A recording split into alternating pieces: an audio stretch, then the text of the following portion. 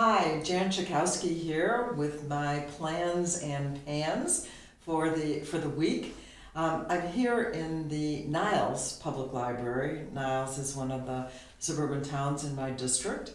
And it was a wonderful roundtable that we just had on aging and families, to talk about a Bill of Rights for older Americans and what needed to be included. And we had around 25 experts and volunteers, people who are elderly and younger people, talking about what kind of policy changes we need to make, how we can make Social Security better and more adequate, what we can do Medicare, so that it would include eye care and hearing aids and dental.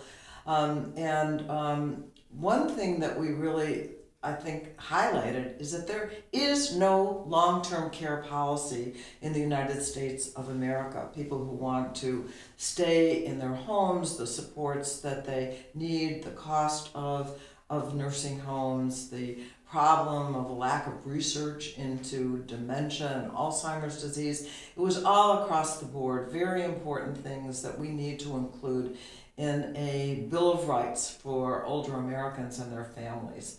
Right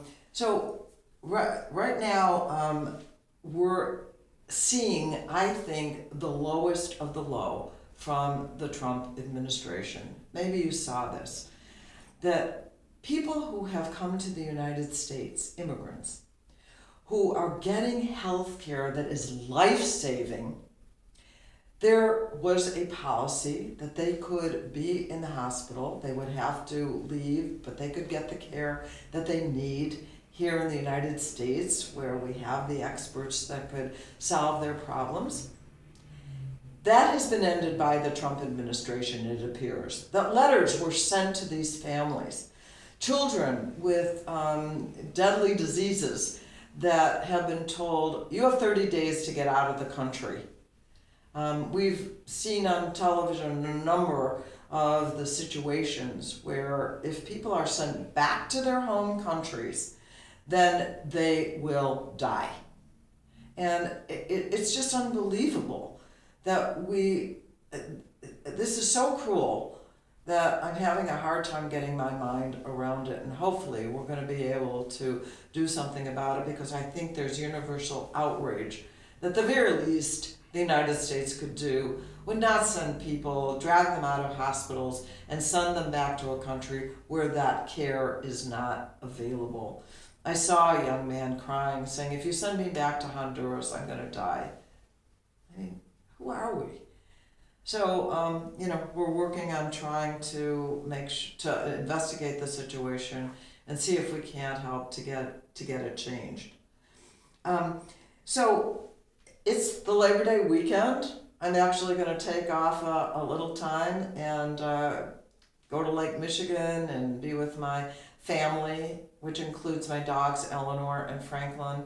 And relax a little and gather my thoughts before we go back on September 9th to Washington.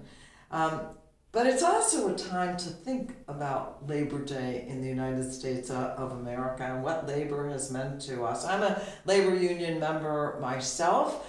I pay dues to my union, which is Workers United, part of SEIU. And a proud union member. I just got a sign, Proud Union Home, that I'm going to put in front of my house. But we know that it was really organized labor that brought us the middle class, that made sure that workers could bargain for higher wages and benefits. And after World War II, we saw prosperity for everyone, including working families, largely because unions provided that uplift for workers. But in the past, it's really the weekend that was brought to you courtesy of organized labor. Child labor was ended, thank you, labor unions and labor movement, and the minimum wage, which we still are working on to get that increased at the federal level. The state of Illinois has raised the minimum wage. safe working conditions. They have become better because of organized labor. Right now, only about 10% of workers are covered by unions because there's been a frontal assault really since the early 80s against unions.